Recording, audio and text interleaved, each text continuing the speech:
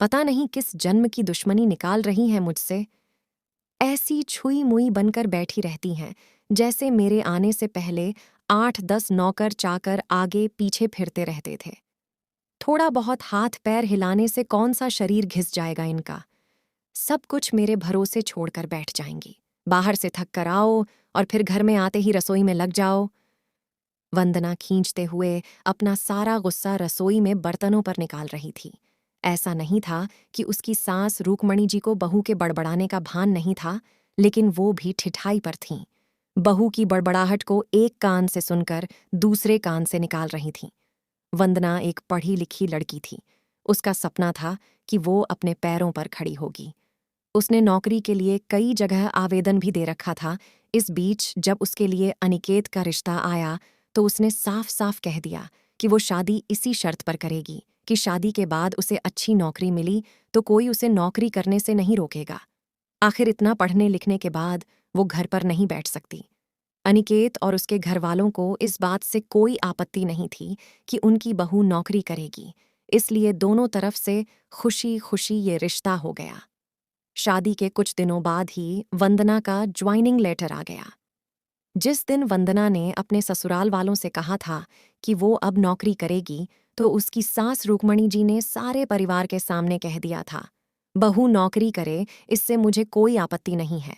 मैं ये भी नहीं कहूंगी कि वो पहले सारे घर का काम करे फिर नौकरी पर जाए, लेकिन मैं भी अब पहले की तरह पूरा घर नहीं संभाल सकती। मुझे सब कुछ मंजूर है, लेकिन मुझसे ये उम्मीद मत करना कि मैं बहू को रोटियां बनाकर खिलाऊंगी। मुझे पता है कि अगर मैं एक बार इस भंवर में फंस गई तो जिंदगी भर नहीं निकल पाऊंगी। उस वक्त सबको रूकमणि जी की बातें सुनकर हैरानी तो हुई थी। उनके पति ने तो ये भी कहा कि मुझे नहीं पता था कि मेरी सीधी सरल पत्नी भी सास बनते ही अपना रूप बदल लेगी। लेकिन इन सब बातों का रूकमणि जी पर कोई असर नहीं हुआ। वो तो अपनी जिद पर अड़ी थीं। खैर, वंदना को तो नौकरी करनी ही थी, क्योंकि घर के थोड़े से काम के लिए वो अपनी इतनी अच्छी नौकरी तो नहीं छोड़ सकती थी। वहीं उसके पति और ससुर जी ने भी नौकरी की इजाज़त दे दी थी, तो वो फिर कहाँ रोकने वाली थी। इस समस्या का ये हल निकाला गया कि घर के कामों के लिए एक काम वाली और खाना बनाने के लिए कुक रख ली गई। खाना बनाने वाली सुबह और शाम का खाना बनाकर चली जाती। वंदना का काम था ऑफिस से आकर बस खाना परोसना। यूं ही दिन निकल रहे थे। वंदना की शादी को 2 साल हो चुके थे। अब तो वंदना और बाकी सब घर वालों को इस रूटीन की आदत हो गई थी। लेकिन मुश्किल तो तब होती थी जब कभी खाना बनाने वाली छुट्टी ले लेती थी। ऐसा ही कुछ इन 2 दिनों से हो रहा था, जिस कारण से वंदना खींची हुई थी। ऑफिस से आकर रोटियां बनाना उसे बहुत बड़ा बोझ लगता था। वैसे तो रूकमणि जी इन दिनों में सब्जियां काट कर बना देती थीं, लेकिन बहू के ऑफिस से आने के बाद रसोई में झांकती भी नहीं थी। उस समय वंदना को अपनी बैठी हुई सास बहुत चुभती थी। वो बड़बड़ाती रहती और रोटियां बनाती रहती। बाद में अपनी माँ से फोन पर भर भर कर शिकायत करती, जिसके बाद उसे थोड़ा सा सुकून मिलता था। कुछ दिनों बाद वंदना के भाई की शादी भी तय हो गई। वंदना की होने वाली भाभी भी नौकरी पेशा था। वंदना की माँ ने सगाई के वक्त ही खुश होते हुए गर्व से कह दिया, भाई मैं तो और सासों की तरह नहीं हूं जो बहू के आने पर हाथ धर कर बैठ जाऊं। जब अभी तक पूरा घर संभाल रही थी तो अब क्यों नहीं। मेरी बहू को मेरी तरफ से पूरी छूट रहेगी। जब एक माँ अपने बच्चों को रोटियां बनाकर खिला सकती है तो बहू को क्यों नहीं खिला सकती। बहू तुम निश्चिंत होकर नौकरी करना, रसोई में संभाल लूंगी। वंदना की माँ के उच्च विचार सुनकर उसकी होने वाली भाभी का पूरा परिवार और खुद वंदना भी गदगद हो गई। वाह माँ, आप कितने बड़े दिल की हैं। काश मेरी सास भी आपकी तरह होती, लेकिन मेरी किस्मत में ये सुख कहाँ। मेरी सास को तो बस हुक्म चलाना आता है।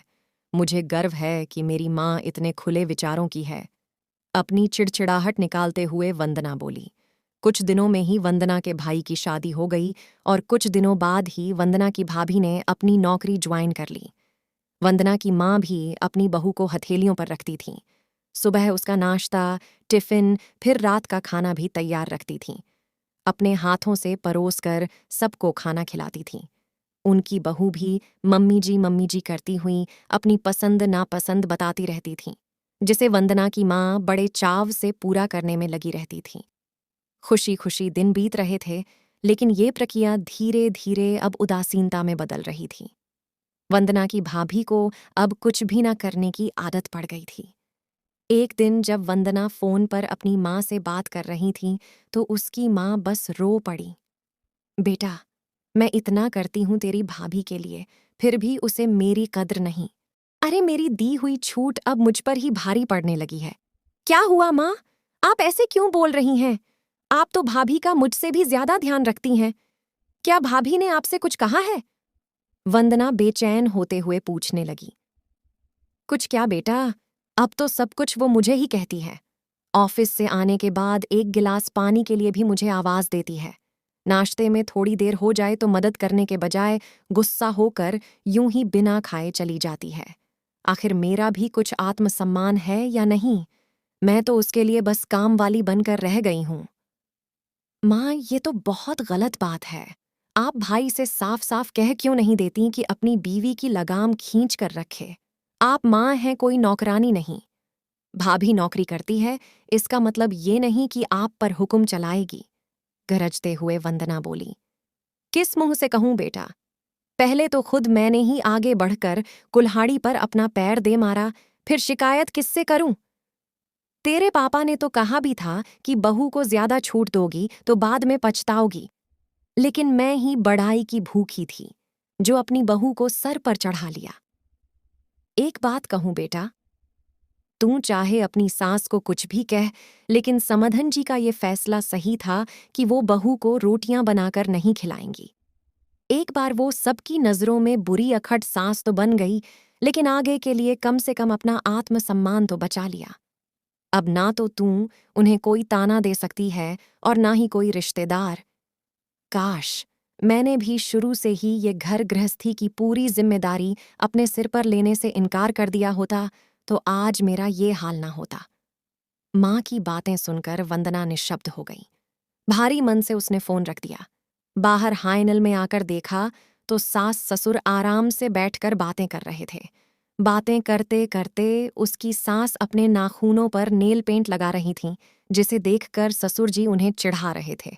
अब बुढ़ापे में ये फैशन करके किसे दिखाओगी? मेरी तो नजर भी कमजोर हो गई है। किसी को नहीं दिखाना मुझे। मैं तो अपनी खुशी के लिए लगाती हूँ। सारी उम्र तो घर गृहस्थी में उलझी रही। अब अवकाश का वक्त आया है तो अपने शौक तो पूरे कर लूं। पता नहीं कब भगवान के घर से बुलावा आ जाए। वंदना की सास मुस्कुराते हुए बोली।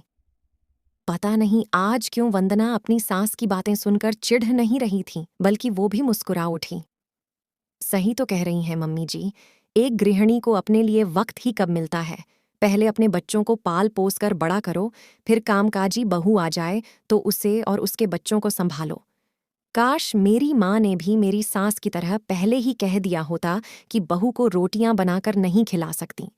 आपको अगर कहानी अच्छी लगी हो तो प्लीज़ चैनल को सब्सक्राइब करें और वीडियो को लाइक करें।